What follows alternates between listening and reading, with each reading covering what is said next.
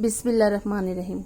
আসসালামু আলাইকুম। কেমন আছেন আপনারা সবাই? আলহামদুলিল্লাহ, আমিও ভালো আছি।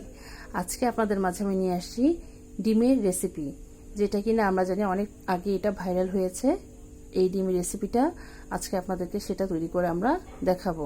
প্রথমে যা লাগবে, এখানে 4টি ডিম আমি সেদ্ধ করে নিয়েছি। এখানে 4টি ব্রয়লার মুরগির ডিম এখানে আমি 4টি সেদ্ধ করে নিয়েছি। আপনারা চাইলে হাঁসের ডিমটাও নিতে পারেন। লাগবে সামান্য পরিমাণ সরিষার তেল, লাগবে পরিমাণ মতন লবণ, এখানে লাগবে শসা কুচি, পেঁয়াজ কুচি, কাঁচামরিচ কুচি এবং পরিমাণ মতন ধনিয়া পাতা কুচি, আর লাগবে তেঁতুলের চাটনি, আর লাগবে এখানে টমেটো কেচাপ। তাহলে চলুন আমরা তৈরি করে নিই।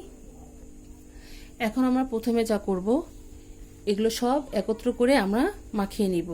এর মধ্যে আমরা যেহেতু 4টি ডিম আছে আমাদের এখানে আমি পরিমাণ করে লবণটা দিয়ে নিচ্ছি। এখানে লবণদানির পরিমাপে যে চামচের যে লবণটা আছে, সেখানে সামান্য পরিমাণে লবণ আমি দিয়ে নিয়েছি। যেহেতু বেশি লবণ দিলে আমাদের এটা লবণ কাটা হয়ে যেতে পারে, তো আমরা এগুলোকে একত্র করে মাখিয়ে নেব। এখন আমরা একত্র করে এগুলোকে সব মাখিয়ে নেব। এখন এর মধ্যে আমরা সামান্য পরিমাণে সরষের তেল দিয়ে দিব। সরষের তেলটুকু আছে, এটা আমরা এর মধ্যে দিয়ে নিব। আপনারা চাইলে এখানে কাসুন্দিটাও ব্যবহার করতে পারেন। এখানে আমরা ভালোভাবে দিয়ে এটাকে মাখিয়ে নেব। তারপর এর মধ্যে আমি যে টমেটোর কেচাপ যেটা আছে, সেটা এর মধ্যে আমরা দিয়ে দিব সামান্য পরিমাণ আমরা এখানে টমেটো কেচাপটা দিয়ে নিব। আপনারা ডিমের পরিমাণ বুঝে বাড়িয়ে বা কমিয়ে দিতে পারেন। এখানে এটাকে আমরা ভালোভাবে এখন এভাবে মাখিয়ে নিচ্ছি।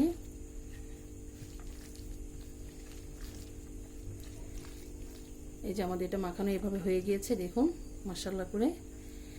এখন আমরা এর মধ্যে একটি ডিম নিয়ে নিলাম, একটু মাঝখান দিয়ে একটু কেটে নেব, এভাবে করে এভাবে একটু কেটে নিলাম।